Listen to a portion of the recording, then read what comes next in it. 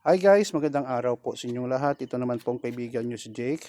In this video guys, I would like to congratulate my advisee, Sir Jeffrey Rojas, for successfully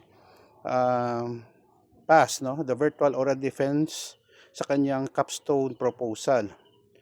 Maraming salamat din po sa aming din, si Dr. Dennis Madrigal at sa mga panel sa defense ni Sir Rojas.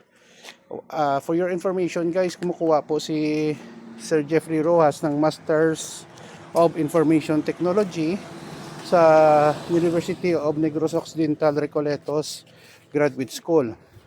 Kung may mga questions kayo, inquiry regarding sa course, Computer Science, Information Systems, kindly direct message me here in Facebook. Please follow me in my Facebook page. Maraming salamat po sa inyong panonood. Guys, ingat po tayo lagi. Ito naman po ang kaibigan nyo si Jake. Paalam.